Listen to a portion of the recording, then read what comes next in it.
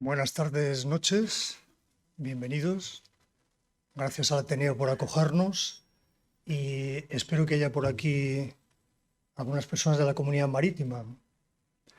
A veces nos olvidamos que Santander nació como puerto y no se vive solo del botín.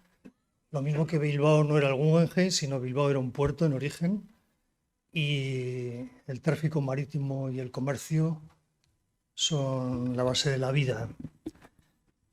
Voy a hacer una exposición que, tomando como pretexto la piratería, ya que a todos nos suena antes de las novelas, pero después, desde el 2008, por lo menos a los menos avisados por los ataques a pesqueros españoles en el Índico, la piratería como ejemplo de problemas que podemos tener, que ahora la guerra de Ucrania ha hecho que todos nos enteremos que dependemos de los tráficos marítimos. Evidentemente, está el transporte de carretera, están los ferrocarriles, están los grandes corredores terrestres, pero por la mar nos llega todo. O sea, nos llega el cemento, la chatarra, bueno, nos llega y enviamos. Y con la guerra de Ucrania nos hemos enterado todos que incluso la cebada, el trigo, los abonos, la soja, nos llegan también por mar. Mm, Aquí ha habido un ciclo muy importante que lo hacían entre Defensa y el Ayuntamiento, y esto podía estar incluido ahí, pero es la otra cara. Esto es la visión civil de cómo nos salpica los conflictos, se llamen guerra o no. Cada vez la guerra, salvo en países del tercer mundo, no se llama guerra, se llama operaciones, se llama eh, movimientos en la zona gris, se llaman enfrentamientos asimétricos, pero de hecho nos salpican y por supuesto nos pueden matar, nos pueden hacer daño en nuestro bolsillo, nos pueden cortar nuestro modo de vida, nos pueden dejar sin luz, nos pueden dar sin agua. Eh, la lección que debíamos haber aprendido, digo en plural porque desde las instituciones, desde la Armada, todas las instituciones del Estado, los profesionales de la mar y en general todos, a raíz de la piratería, nos hubieran servido para otras cosas que van a venir. Por ejemplo, ahora mismo nos tenemos que asegurar que nos lleguen los buques con gas, el gas que no nos llega apenas de Argelia. Tenemos, como siempre, que asegurarnos de que nos llegue el petróleo y tenemos que asegurarnos que nos lleguen un montón de materias primas y no es nada seguro que nos lleguen, porque primero no tenemos barcos. La flota mercante española es bastante pequeña. Segundo, un barco cambia de destino en medio de la ruta. Si alguien le paga más o recibe órdenes, pues cambia de destino. Entonces, ni siquiera un cargamento que hemos fletado para nosotros nos aseguramos de que nos pueda llegar. Si no tienes una fuerza, si no tienes una fuerza coercitiva, si no tienes una fuerza disuasoria a todos los niveles, diplomática, sobre todo armada, o si en último lugar no embarcas equipos armados a bordo o les acompañas en forma de convoy, no te puedes asegurar que un suministro que venía hacia ti no lo ha comprado por el camino alguien mejor dotado o con más influencia.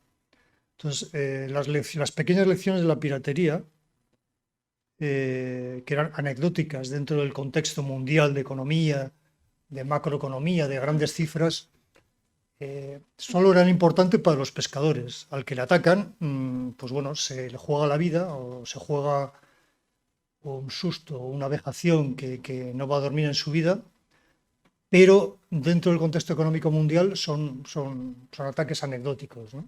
En realidad, en el Golfo Pérsico a nadie le interesaba lo que pasaba a los pesqueros, a nuestros atuneros en el Índico. Quien dice a nuestros pesqueros, dice a los bretones que estaban haciendo lo mismo allí.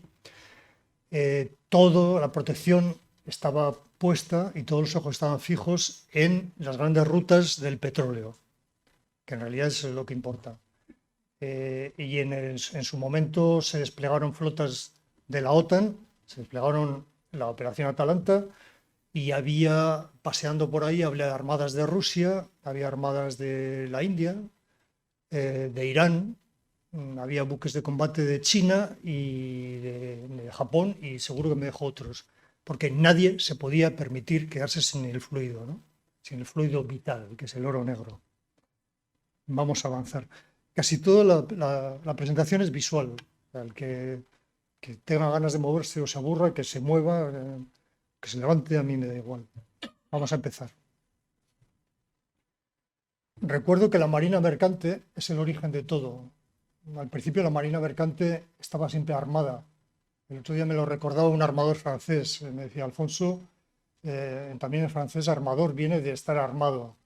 Los buques, incluso por obligación legal, desde las reglas viejas del Reino de Aragón, pues tenían que llevar a bordo tantas ballestas, y luego cuando se avanzó tantas lombardas, y todo el mundo se defendía, porque si no había ataques berberiscos, pues estábamos en guerra con Francia, con Portugal o con Inglaterra, o quién sabe con quién, ¿no? Entonces la marina mercante, estas dos banderas son de la marina mercante, la que tiene la Cruz de Borgoña es la más antigua, y la otra, la de las franjas, que parece una bandera que usó Vietnam del Sur en su época, esa bandera, bajo esa bandera han muerto más de 300 marinos mercantes en la Primera Guerra Mundial. Que aunque España no era un país beligerante, pues sí, nos veíamos obligados a comerciar, y unos 300 marinos mercantes perecieron, sobre todo a manos de submarinos alemanes. Esta bandera estuvo vigente hasta 1922, y los buques que pueden ver engravados todavía en algunos sitios en Cantabria de la compañía de Antonio López, de los que iban cuando teníamos Cuba, Puerto Rico, Filipinas y demás, enarbolaban esa bandera. Y la bandera del centro, para recordarlo, es una bandera de combate que la que llevan los buques, como ustedes saben, las armadas de todo el mundo, los rusos, todo el mundo, llevan dos banderas. A popa llevan la bandera del pabellón que todos conocemos, el pabellón del país, y a proa, que algunos le llaman el torrotito de proa, enarbolan esa bandera en el tajamar. Bueno, en España es esa bandera la que se usa.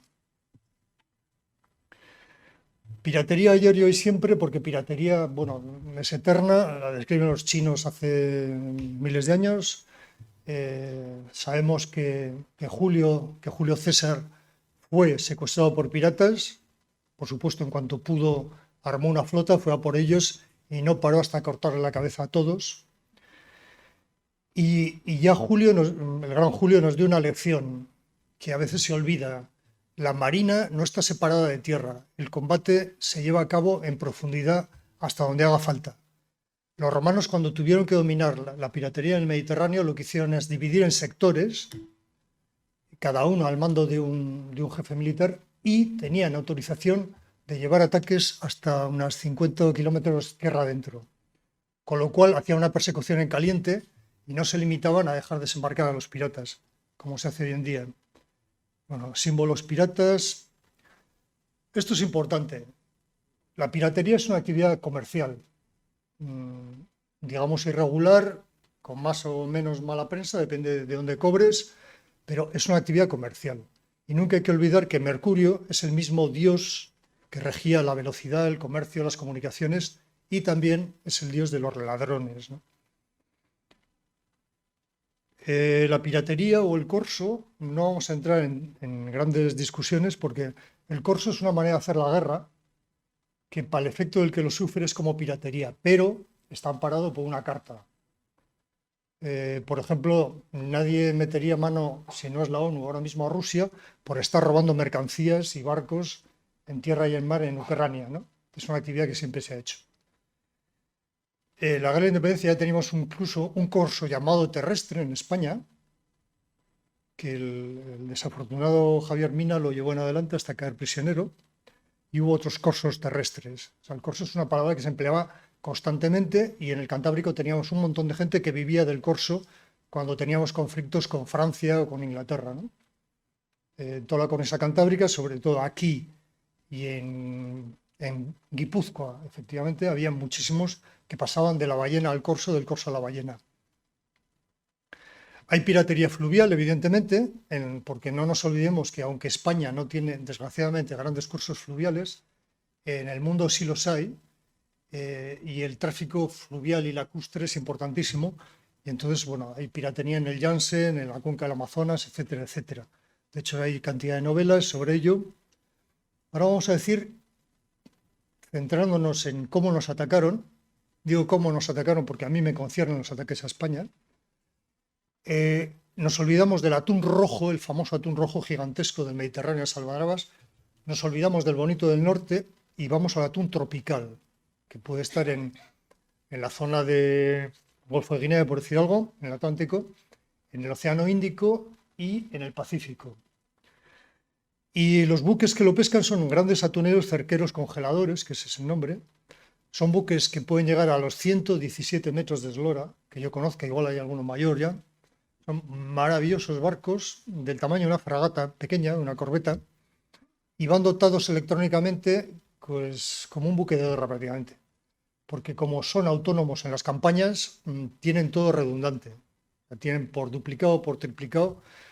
Incluso tienen radares de los que llaman para ver solo pájaros, porque los pájaros indican dónde están los bancos del pescado que luego persigue el atún, ¿no? O sea, tienen conexiones satelitarias de todo tipo. Voy a pasar rápidamente. Ahí se ve una red lanzada. Este es un atunero de viejo tipo. Ya normalmente no necesitan usar, aunque en el Pacífico sí, su helicóptero. Esto es la panga, que es la enorme embarcación tractora que llevan en la rampa de atrás, que la dejan caer y luego arrastra la red hasta cerrar el copo, ¿no? Las embarcaciones normalmente llevan para pastorear, para acercar como perros de pastor a los atunes, llevan, he visto algunas más de 10 lanchas rápidas que las botan, da gusto verles lanzar al agua y recuperarlas y así. Pues llevan, aparte de las de salvamento y las normales que lleva un buque de esta envergadura, llevan unas 10 embarcaciones rápidas de esas. Vemos que no tiene un mástil normal, yo le llamo torre, eso es una torre, que a efectos de la defensa del buque es muy importante. Tiene una torre porque tiene que soportar el enorme puntal que se hace cargo de la red, ¿no? Y en esa torre hay varias plataformas, depende del barco, pues puede haber una moda de cofa arriba para vigilar, cerrada y tal, y luego varias. Los equipamientos son extraordinarios, los barcos son cómodos, es una navegación de lujo dentro de lo que es la pesca. Esto no es el gran sol, se trabaja muchas veces en pantalón corto, la gente tiene camarote individual. Aquí están cobrando la red.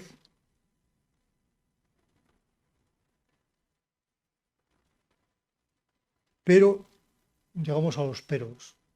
Todo marinero, todo marino, todo el que se embarca, ahora y siempre, desde San Pablo, que nos cuenta su naufragio, hasta cualquier navegante que veáis ahora, hasta los de los cruceros, que se creen muy seguros, pero bueno, la mar se come cualquier cosa.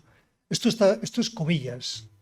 Son las imágenes que me dan a mí más me han impresionado. Está detrás del Cristo de comillas, es una fracción de la vidriera. Y ahí se ve una de las cosas más temibles de nuestros antepasados. Cuando estaban ya llegando a puerto, a vista de sus familiares, y veían la iglesia del pueblo, a veces pasar la barra del puerto suponía la vida o la muerte, porque a veces no lograban pasarla. Con la sola propulsión de los remos o las velas, a veces la maniobra era imposible. Y eso está muy bien reflejado ahí, ¿no? Hay un dicho, esta imagen es de norteamericana, pero un dicho de toda la vida en España, que es: si quieres aprender a rezar, métete en la mar, ¿no? Porque bueno, quien más, quien menos, pues ha pasado apuros, ¿no? Aquí tenemos la playa de Baquio, de la pesquera vascomontañesa Pebasa, que fue el primero, no había sido el primero, pero fue el primero que llegó a la prensa española en 2008. Aquí están los criminales, no tienen otro nombre, a bordo. Estas fotos no se han visto nunca, son los impactos, el trayazo del disparo de un RPG que penetró por el puente de mando, lo atravesó y reventó bastante de los aparatos de navegación. Ese latigazo es de metralla. No se ve el portillo porque se lo llevó por delante ya y bueno, no está.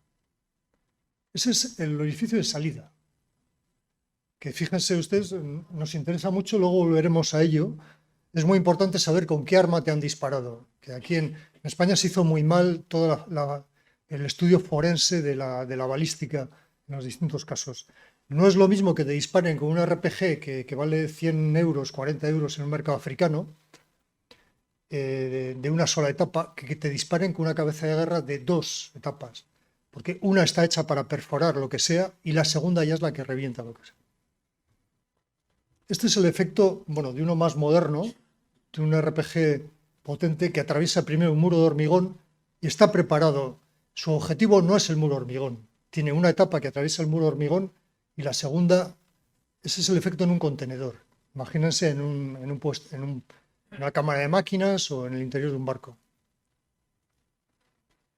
Estos son somalíes que porque lleven embarcaciones ligeras, pues si yo no tengo armas y me vienes con armas, pues bueno, te queda lo de siempre, ¿no? O huir, que no es tan fácil, según en qué momento estés, y según si detectas la amenaza, defenderte, que no siempre es una opción inteligente, o, o caer prisionero, ¿no?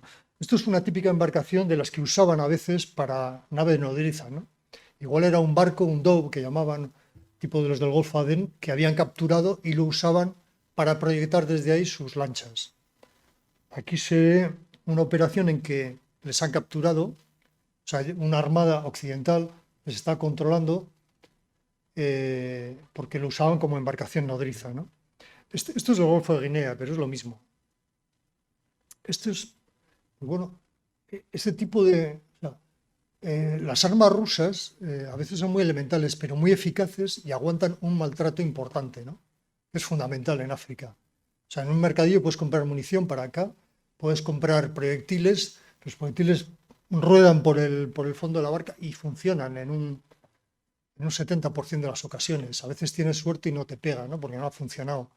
A veces igual le revienta, pero yo he consultado con mis clientes, con oficiales de las distintas ramas del ejército español y me contaban, mira, no solamente te disparan con alguna probabilidad de éxito, hasta 900 metros así tienen alcance, luego se rompe, pero son incluso capaces de hacer tiro, para lo que no está diseñado esto, hacer tiro estilo mortero, lo que se llama, ¿no?, tiro parabólico, y son capaces de, a ojo, pero a ojo, a un objetivo un poco grande, son capaces de acertar, porque están todo el día jugando con estas cosas, ¿no? Entonces, incluso algunas maniobras que hicieron el avión español, el Orión, que fue a apoyar a la zona, o los helicópteros, para mí eran demasiado arriesgadas, ¿no? No puedes arriesgar tantos millones cuando te pueden tirar con armas sencillas y te pueden tirar. Aquí tiene un Dragunov, ya es un arma de un poco más de precisión, rusa, tampoco es una maravilla. Estos son los tipos, pues flaquitos, les llamaban los marineros nuestros. Llevan escalas. Aquí se están rindiendo a unos canadienses. Este es uno de los primeros que atacaron el Ponant y los franceses no se cortaron un pelo y persiguieron en tierra a los piratas. Mandaron sus helicópteros y les persiguieron en tierra, les persiguieron en caliente. Pero los piratas tampoco lo tienen claro. No siempre les salen bien las cosas, ¿no? Los piratas mueren en el intento, o se pierden en la mar. Siempre se ha utilizado en los corsarios antiguos si era buena o mala presa, porque si en un momento dado cogían un barco francés y no se habían enterado, porque la comunicación no era buena, tardaba mucho, que ya estábamos en paz con Francia, lo peor que le podía pasar a un corsario, ¿no? Igual habías capturado, te habías arriesgado a coger un barco francés y te lo hacían devolver, incluso pagar una indemnización. En el caso de los piratas voy a contar 3 ejemplos de que las cosas no son fáciles. Cuando atacaron a un petrolero de jeques árabes, cuando atacaron a un carguero con armas de Ucrania, o cuando se confunden y atacan buques de guerra. Atacaron al Sirius Star, cargado de petróleo. Como estaba cargado, el francobordo es muy bajo y lo podían abordar. Lo que llevaba encima era, pues, precio del barco 100 millones y carga 112 millones.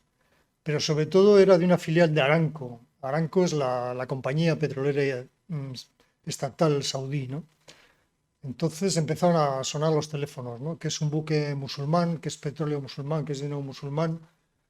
Y la OTAN no hubiera intervenido porque, bueno, asaltar un buque petrolero, pues si pasa cualquier cosa, los derrames y tal. Pero empezaron a discutir y supongo que cobrarían todos por el camino, pero en 55 días estaba libre. Era un buque musulmán. Aquí se encontraba otro barco que tenía tomate, era un buque ucraniano. Ucrania no es un país, ahora mismo los consideramos héroes, pero Ucrania, bueno, es un país que hace negocios un poco curiosos, ¿no? Un barco de armas de Ucrania para Sudán.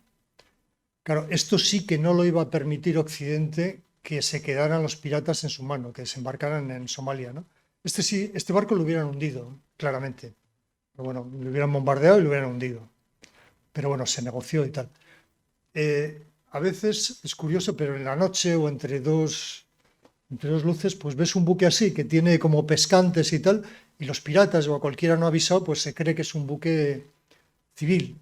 Y pues se hizo un pequeño ataque al Patiño español, al Somme francés, y bueno, y a otros buques, ¿eh? No es exhaustivo esto. Se aproximaban, disparaban y se encontraban con lo que se encontraban, ¿no?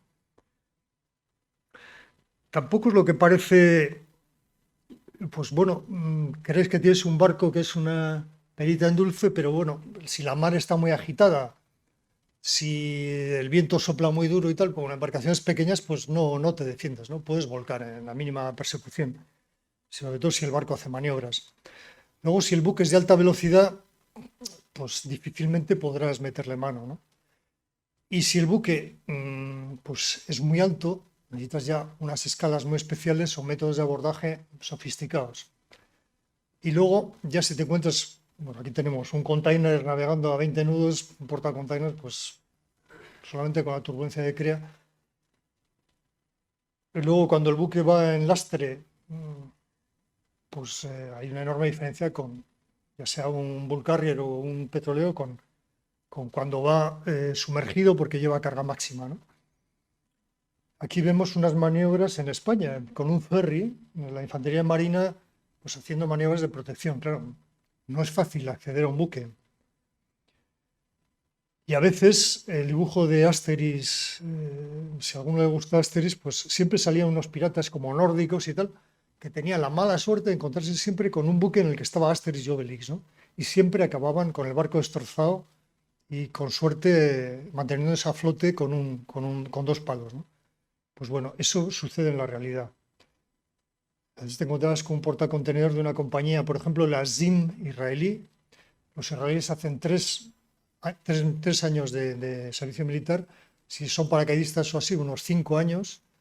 Y en un buque de estos, contra toda norma y demás, porque el buque, para tener libre tránsito, pues paso inocente, no tienes que ver armas, bueno, alguna pistola, alguna cosa así, pero pues por supuesto llevan lanzagranadas de última generación, casi o misiles, Manpad, vamos, llevan armas largas. Entonces, bueno, pues a veces hay gente en el Golfo de Malaca, por ahí, que se ha encontrado con un buque de estos y normalmente no lo han contado, ¿no? Como todo el mundo es disciplinado, nadie filma, o sea, lo primero que se aparecen cuando va a haber un zafarrancho es no hay filmaciones y bueno, pues cada uno hace lo que puede. Bueno, zonas de ataque piratas, como no se corrigió la situación de Somalia, se corrió a, ¿cómo se llama?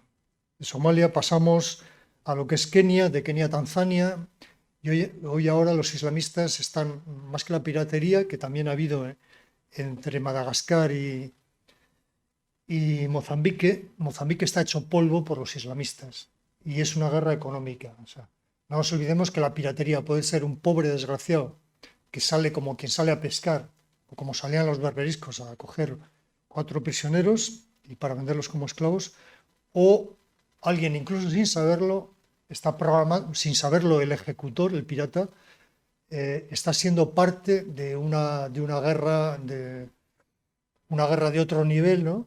Una guerra proxys, y está trabajando en la zona gris para otra potencia, ¿no? Y ahora mismo en Mozambique, por ejemplo, se está jugando la batalla, entre otras, entre otros minerales, la batalla del grafito, porque los norteamericanos están quieren prescindir del grafito de China. Entonces Mozambique pues puede acabar dividido el país. Llegó un momento con la piratería que había 500, hablo solamente de la zona de Somalia, que había 500 secuestrados. Entonces, bueno, pues con el SOS jugaban bueno, pues salvar a nuestros hombres de mar, ¿no? O sea, claro, algunos pasaron 500 días de cautiverio. No es prisión, es cautiverio. Cautiverio, sometidos a vejaciones, no sabiendo si les iban a matar, etcétera, etcétera. Soluciones. España, como siempre, pues, España es un país de playa, no es un país marítimo, ¿no? Entonces, bueno, de la Dirección General de Recursos Pesqueros decía, pues vamos a prohibir la pesca. Muy bien, o sea, hay un problema, prohibimos la pesca. El Ministerio de Defensa, pues que faenen juntos, decía, pero, o sea, ¿de dónde vienen? ¿Quiénes son los marinos mercantes? La mayoría son gallegos. Además, los marinos de guerra, digo, que no saben que los barcos son merodeadores. El pescador no puede navegar en enjambre. Se alejan uno de otros, se comunican, pero navegan merodeando por su zona que les conviene, ¿no? Luego Defensa dilató, para que os hagáis idea, eso lo cuento en primera persona, dilató hasta 7 meses la visita que se les ofreció, la visita crítica a un buque atunero de los que estaban allí, que de vez en cuando vienen a reparar, muy pocos en la península, pero de vez en cuando venía alguno. Tardaron 7 meses en ir a visitar un barco, no porque Infantería Marina no quisiese, sino porque el cuartel general de la Armada no les dejaba hacerlo, no les interesaba. Luego, claro, cuando fueron a Vigo, cuando les enseñamos el barco en Vigo, pues se les ensancha el pecho, ¿no? Porque dicen, joder, este barco me sirve a mí para operaciones. O para defender este barco, yo, bueno, pues aquí pongo esto, aquí lo otro. Es un barco maravilloso, ¿no? Y luego ves cosas como cuando el GEMAD, aquel famoso teniente general que había del Ejército del Aire, que luego fue un gerifante de Podemos, que ordenó que no neutralizaran a los piratas cuando les tenían ya con helicóptero, ¿no? A los de la Alacrana, y mandó pagar con un gasto increíble porque el CNI no tenía contactos en la zona, o sea, no somos fuertes en todas partes, y en la zona aquella tuvo que recurrir a uno que dicen que era un criminal internacional, medio español y tal, medio africano, medio español, que se hizo cargo, pero claro, cuando pagas un rescate en África, entre los dedos se queda un montón de dinero. No es lo que pagues lo que le llegue al pirata, es lo que se ha quedado por intermediarios, ¿no?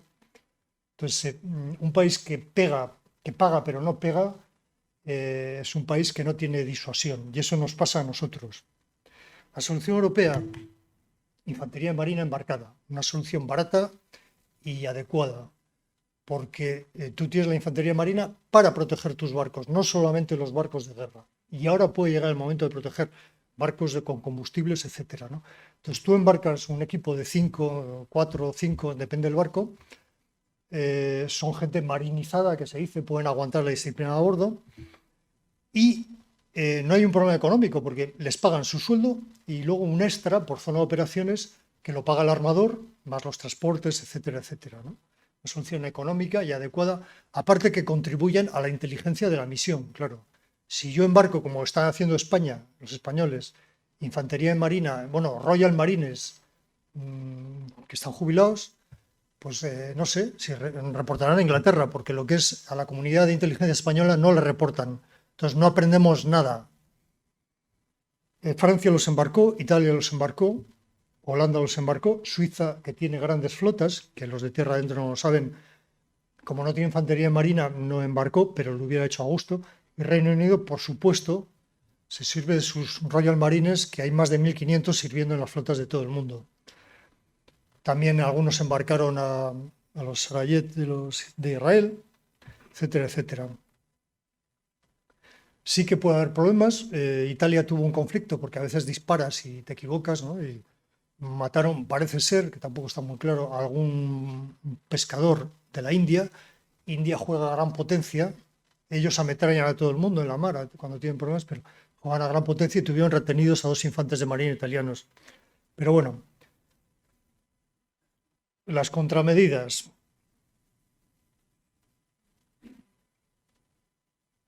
Pues fundamentalmente inteligencia, que supone todo tipo de inteligencia, satélites y demás, comunicaciones y coordinación. Oficiales de seguridad armados, o sea, gente armada a bordo, concertinas, vallas electrificadas, jaulas. La citadel, en la jerga, es un lugar seguro donde no te pueden disparar y teóricamente no pueden entrar los piratas. Pero se corre el peligro de que, lo han hecho en algún barco, que den fuego a toda esa zona de habitabilidad, ¿no? Concertinas. Esto es el ejemplo, este blindaje para la primera etapa de un RPG, de un lanzacohetes. Y eso mismo se hizo en algunos, alrededor del puente de mando, en algunos sitios. También se utilizó buques de escolta, pero en los convoyes de ayuda humanitaria, porque a los pescadores no les puedes acompañar a cada barco un buque escolta, ¿no? Y luego se utilizaba buques que eran para guardar las armas. Como no se puede navegar teóricamente los buques mercantes con armas, pues había buques que guardaban las armas, que estaban en zona de operaciones, y ahí llegaban los equipos y a los barcos cargaban y descargaban en los equipos, ¿no? La solución que a mí me gusta mucho y que se propuso es lo que luego han inventado los americanos, que es un barco. Al principio era un petrolero transformado. Hay petroleros que por muy poco dinero los coges, si sabéis lo que es un astillero, se corta chapas, se transforma, se pone contenedores y lo haces plataforma para lanzar vehículos anfibios, para lanzar helicópteros, les pones capacidad para suministrar combustible a distintas embarcaciones, capacidad de combustible para helicópteros, etcétera, etcétera, etcétera. Hay actores no armados, actores con armas, como siempre, pero no estatales, no del ejército, en la contrapiratería. Siempre ha sido así. El origen de los ejércitos fueron las milicias ciudadanas. Hay un derecho más o menos reconocido, depende del país, a la autodefensa, en tu casa o en tu propiedad. Y luego depende del nombre que le quieras dar. Pero el más moderno, que es el compañías militares privadas, que algunos dicen que es un oxímoron, pero no está tan claro que sea un oxímoron. Yo he vivido cerca los casos de Mozambique y Somalia. Esto lo tuvo que poner en práctica una empresa española en Mozambique, mucho antes de la... Bueno, a caballo con los ejemplos de piratería. Pues embarcaciones semiblindadas, semirrígidas, con un cierto blindaje, con una ametralladora pesada, que le vino muy bien, de acuerdo con el gobierno de Mozambique, claro, que no era capaz de poner esas cosas. ¿Qué hizo España? Pues poner todas las dificultades posibles al gobierno. El Antonov estuvo parado una semana en el aeropuerto de Vigo. Calculen las pérdidas, ¿no? ¿Qué pasó? Que como a España no le interesaba y no aprovechó la ola, no aprovechó la ola de que había gente ahí trabajando, de acuerdo con el gobierno mozambiqueño, se metió Francia y Francia sí les ha vendido un montón de patrulleros de última generación a Mozambique.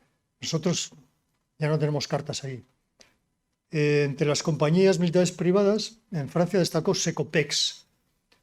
Este era mi socio Pierre Marciali, que cayó en Benghazi y pues tenía, en Somalia lo era, durante una época tuvo todas las cartas porque Sarkozy convenció al gobierno somalí de hacer un servicio de guardacostas y Secopex se encargaba de hacerlo, pero no hubo financiación suficiente y no llegó a llevarse a cabo toda la operación. Hubo ofrecimientos al GEMAD de que variáramos la ubicación del avión que estaba muy lejos, estaba muy cómodo en Djibouti, pero estaba muy lejos de la zona de operaciones de nuestros pesqueros, que es lo que interesaba. Esto es el atunero de Mar de Sergio, el que enseñamos a Infantería de Marina. El mayor apoyo lo encontramos en países aliados, pero no porque los amigos son relativos, ¿no? En política y en la guerra, pero a todo el mundo le interesa la seguridad de navegación. Entonces, los países que más abiertos están son los que saben la importancia, ¿no? Y así como había una cerrazón enorme hasta que, bueno, a mí me pagaron por hacer lobby cuando el Estado español no quería mover ficha, ni quería mover una fragata, que no sé si hacía falta, pero no quería hacer nada, ¿no?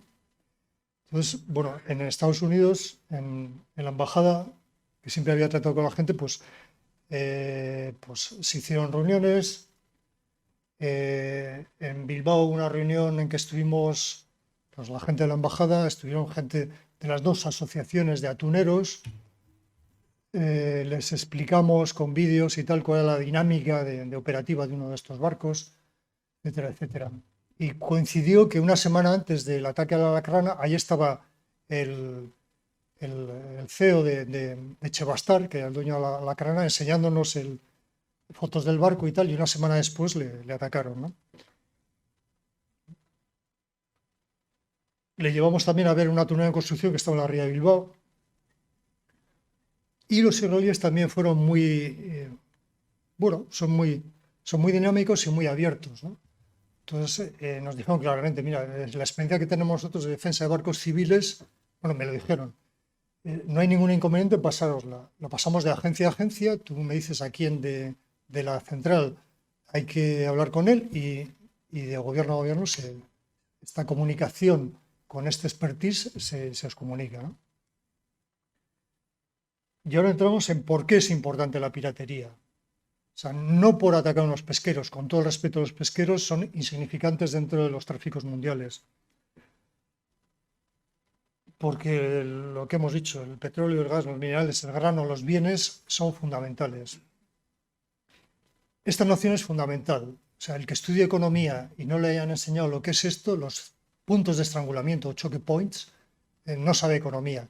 Porque tú puedes programar un tránsito de un viaje y no te llega nunca el viaje, porque alguien ha minado un estrecho o porque hay un bloqueo o porque hay un ataque pirata en Malaca, ¿no? Los ataques piratas son constantes. A mí me ha costado disgustos, mucho antes de la piratería, ofrecer a Transmediterránea bueno, un aseguramiento de este tipo de riesgos, porque estábamos en contacto con el Centro Internacional de la Piratería, de lucha contra la piratería que hay en Kuala Lumpur, ¿no? Y este es un problema enorme, ¿no? Y los choke points están ahí, la geografía manda. Los que más saben de geografía son los militares, por supuesto, porque saben que en la vida civil uno puede hacer maravillas o puede hacer un PowerPoint en que, sí, yo te prometo llevar una mercancía de aquí a aquí en 2 días, pero bueno, luego están los choke points y por ahí se pasa o no se pasa. Y en un momento dado, pues Turquía dice, tengo derecho, según los tratados, a que no pase ninguna nave rusa sin mi permiso por los estrechos. Y no pasan ni los rusos, ¿no? Está muy bien. Las rutas del petróleo y de mercancías, que evidentemente pasan por los choke points, y que cuando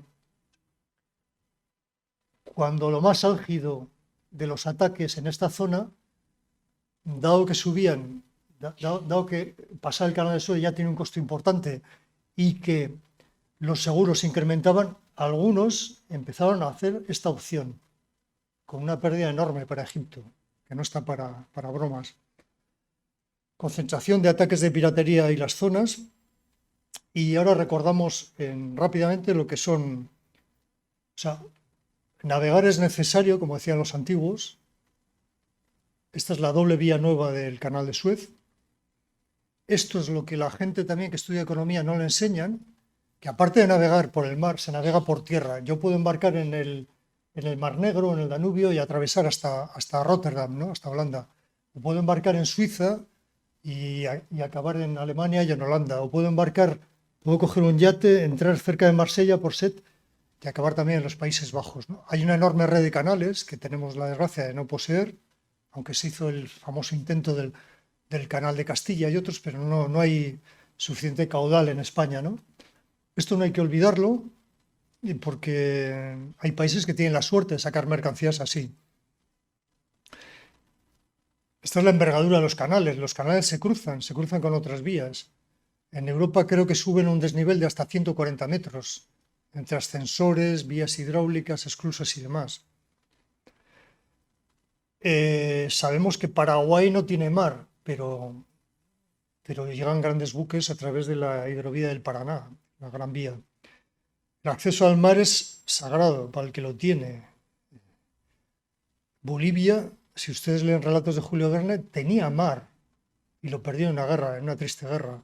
Y Chile, desde luego, Perú aún, pero Chile jamás se lo va a devolver. Los países que no cuidan o que salen perdedores pueden perder hasta la salida al mar.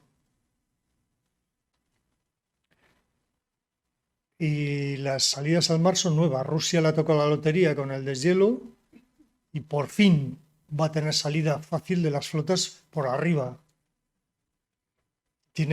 Recordemos que los pocos buques civiles, porque sí que hay portaaviones y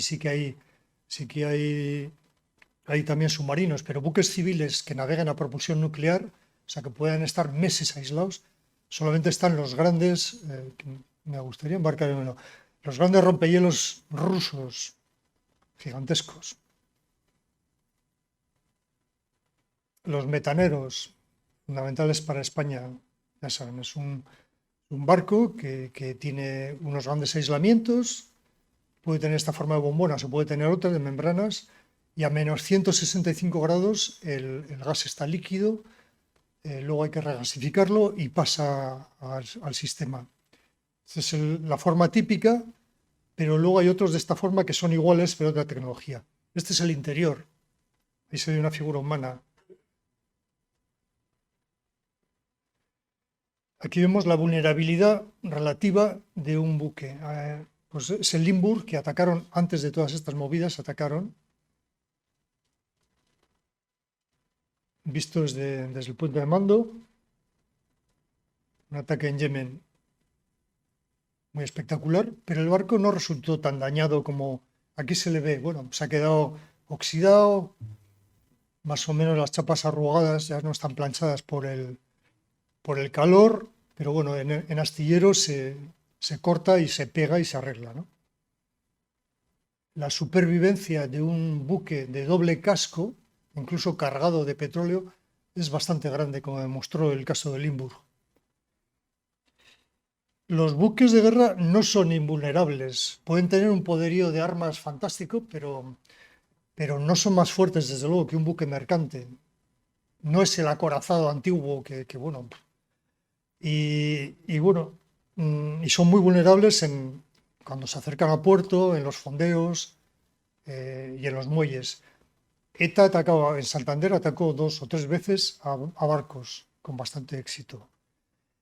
El ataque al Just Call en Estados Unidos fue terrorífico y hemos visto 2 choques, 2 colisiones por negligencia militar fatales, una que costó el hundimiento de la fragata noruega, para gran vergüenza de los grandes marinos noruegos, la Helge Ingstad, que se había construido en Navantia, y luego en un accidente de enorme vergüenza para la Armada venezolana, en el choque con un barco de pasajeros, choque provocado por ellos, se hundió la corbeta casi fragata Naiguatá. Esto es el Just Call. Esto es el boquete que le hicieron. Claro, el ataque más temible es que se te aproxime una lancha.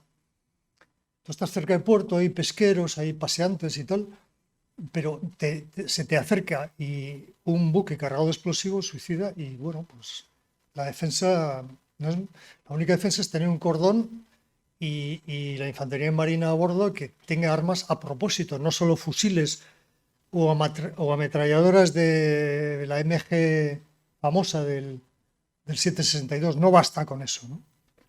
Estos, pues, los que hayan pasado por una escuela náutica saben que nunca se olvida, como en los barcos de vela, estopa, apuntalar, cemento rápido y cuñas, porque al final tienes que meter lo que puedes. Ese es el Just Call. Aquí navegando media flote, y esto es lo que tuvieron que hacer con el Just Call. Un gasto enorme de meterlo en un buque semisumergible que se hunde, lo sube y lo lleva.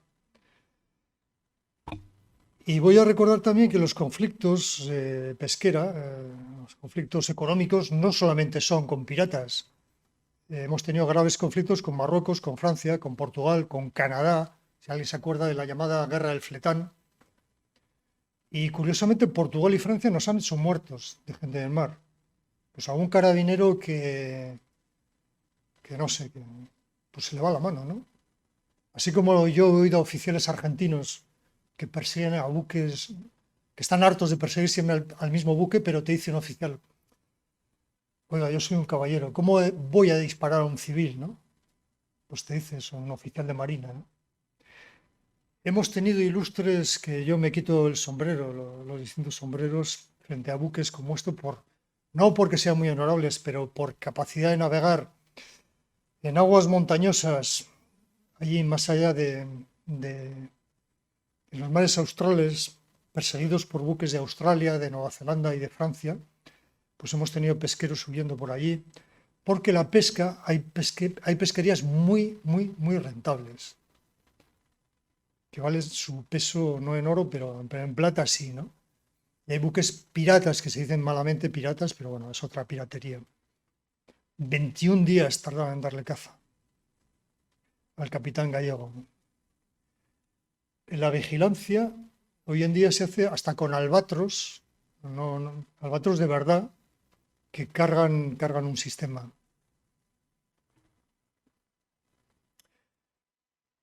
Esto me voy a quitar la chaqueta porque me caliento. Aquí al capitán Argibay le tuvieron los franceses en la zona que para ellos es fundamental, retenidos 7 meses ahí en las Kerguelen. Al final no dijeron por qué motivo, le acusaron de espionaje. Buque pesquero que lo único que quería era cargar sus bodegas. Primero pesca ilegal, luego espionaje, 7 meses ahí. Esto es un ataque. Me pongo malo, perdón. Esto es un ataque aquí en el Golfo de Vizcaya a un pesquero de Ondarroa. Y le dispararon con todo. Sí, ellos se negaron a detenerse, ¿no? Pero le tiraron con postas, le tiraron con balas. Hubo 3 heridos. Uno perdió el ojo. O sea, no es que no solamente les salpicó algún perdigón, perdigones gruesos.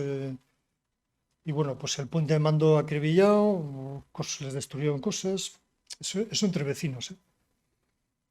El Monte Allen, 2 horas con esa palabra horrible que utilizan los franceses, es agasonement, que es poner, lo usan también, lo usaban antes en los reformatorios los franceses, ¿no? Poner en razón al niño que se porta mal. Agasoné, los gendarmes y tal, ¿no? 12 comandos de marina, con granadas aturdidoras y la madre de los parió. Bueno, y yo he tenido que asistir a gente por detenciones arbitrarias en África, por ejemplo, el Galerna en Sierra Leona. Lo peor que te puede pasar navegando es que te coja en medio de una demostración, ¿no?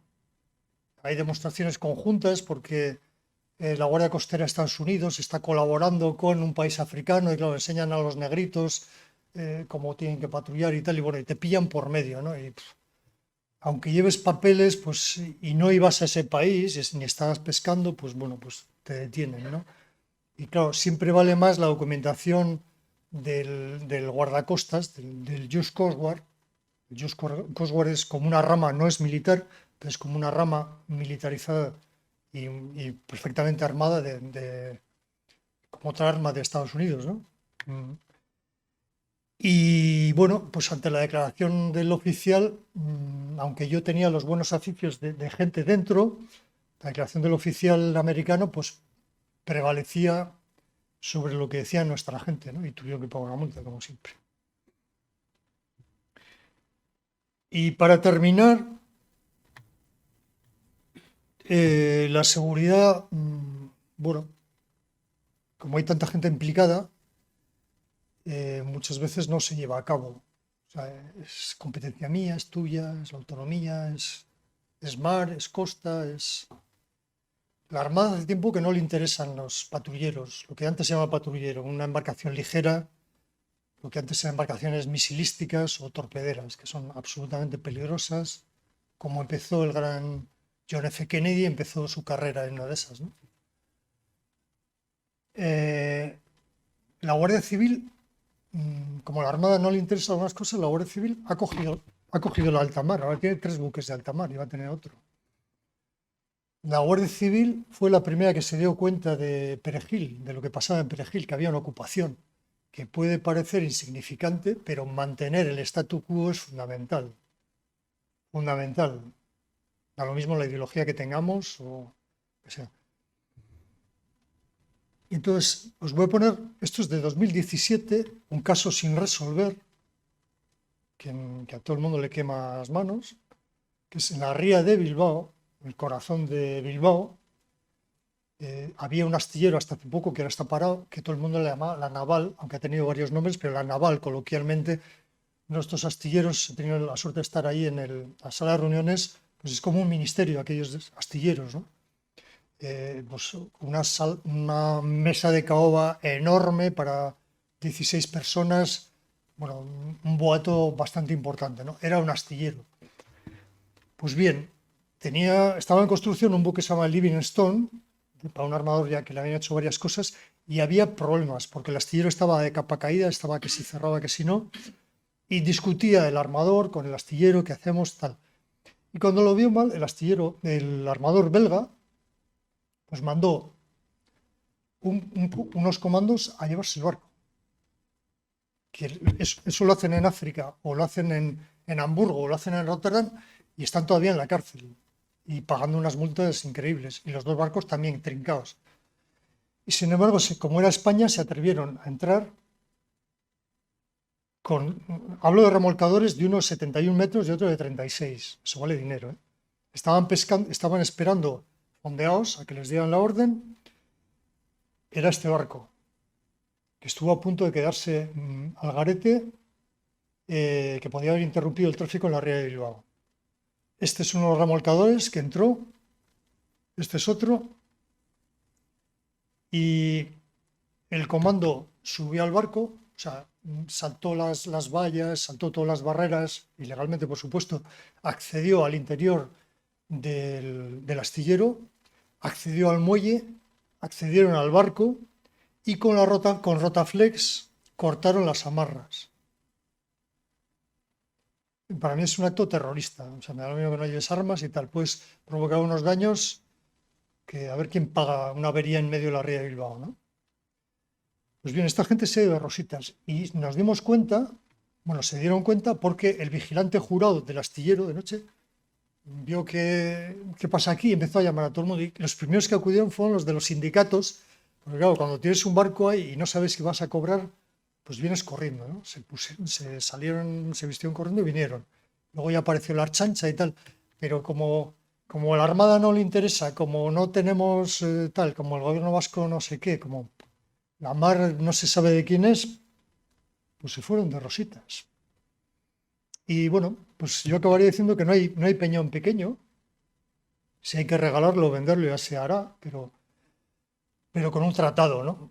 Y la soberanía sobre lo que está arriba, sobre lo que hay abajo, los precios, sobre los minerales submarinos, sobre lo que tenemos en Canarias y que tenemos que discutir con Marruecos, la pesca, sobre energías, la posibilidad de tener o no energías renovables, eólicas flotantes y tal, todo eso vale no solamente ahora, ni para un gobierno, no es de este gobierno, ni del otro, ni de un color, ni de otro, ni para nuestra generación, es para generaciones futuras, ¿no? Entonces, ya sea la Bahía de Gibraltar, la isla de Alborán, las Islas Chafarinas, el Peñón, islas de Alucemas, la península Peñón de Vela de la Gomera, la zona exclusiva de Canarias, todo tiene un valor que ni siquiera, pues igual no sabemos el valor que tiene en este momento. Yo os pongo el ejemplo de al que le guste la geografía, que coja el mapa, vaya bajando de África y entre Madagascar, entre las Seychelles, el canal de Madagascar y más al sur, Francia tiene un montón de islas que no valían nada, que le ha costado 4 duros, 4 francos mantenerlo, porque mandaba 40 paracaidistas en pantalón corto allí, que estaban allí sin más, manteniendo las señales, tomando el sol, pero estaban allí. Mandaba un barco que llegaba de vez en cuando con combustible, provisiones y tal, y hacía la ronda y tal. Pues con muy poco dinero ha mantenido y tal, pero ahora estamos hablando de 300 millas de zona económica exclusiva, con pesquerías que valen un montón, con nódulos metálicos en el fondo que hoy día sí que se puede hacer minería submarina, ¿no? De cobalto, de hierro, etcétera. Y por eso Francia ahora en los mares australes tiene una riqueza increíble.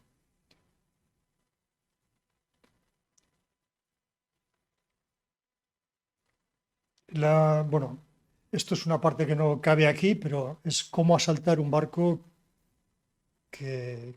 con oposición, ¿no? Cómo asaltar un barco y tal, bueno. Pero no es la cuestión aquí. Entonces, os doy las gracias por escuchar. Hablo demasiado rápido porque me entusiasmo, no lo puedo evitar, tengo la sangre caliente. Y si alguien quiere preguntar algo, aparte de preguntarlo aquí, que apunten o su fotografía en ese correo electrónico.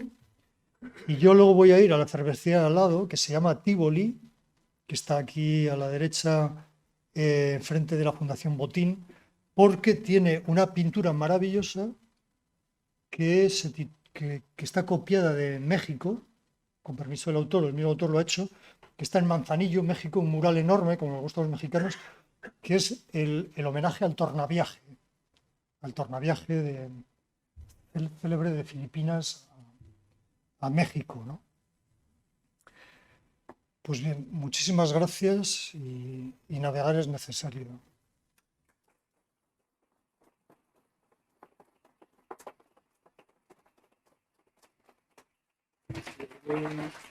Una pregunta, que levante la mano, por favor.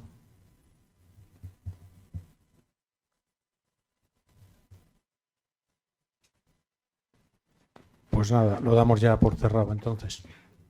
Sí, bueno, una nota, no puedo hacer una nota musical, iba a hacer unas entradas musicales, pero las cuestiones claro, de derechos de autor impiden que se haga eso.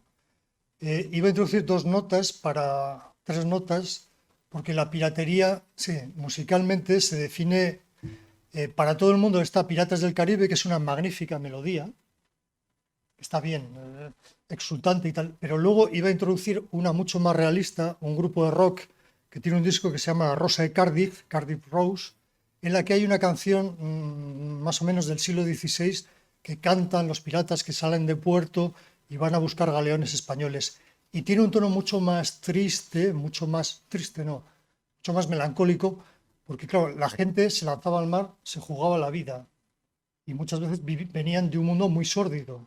Se lanzaban a la mar porque eran proscritos, porque les perseguían por deudas, les perseguían por religión, en una mala noche le habían dado una cuchillada a no sé quién, entonces iban a la mar y sabían que era su destino y no sabían cuándo volvían, ¿no? Entonces esta melodía de Cardiff Rose era mucho más significativa.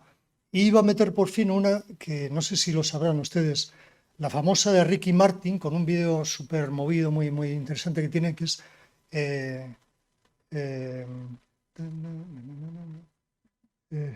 ¿cómo se dice? La canción más bonita, más célebre de Ricky Martin.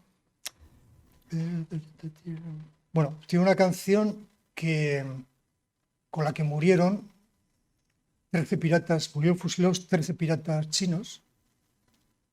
En China sigue habiendo piratería y en China se fusila a la gente, claro. Y cuando estuvieron en el tribunal se rieron de todo el mundo, sabían que les iban a condenar a muerte, se rieron del tribunal, de la policía, dieron las gracias al Partido Comunista por haber tenido un juicio justo y tal, bueno. Y cantaron a voz en grito, con alguna estrofa en español, de canciones de viva la vida loca, de Ricky Martin. Na, na, na, na, na, na, pues los 13 muchachos murieron así. Y la vida loca quiere decir sexo, drogas y rock and roll, que es la síntesis de todo lo que aspira la mayor parte de la delincuencia de un nivel intermedio o bajo en todo el mundo, entre ellos los piratas. Y perdón por no poner música.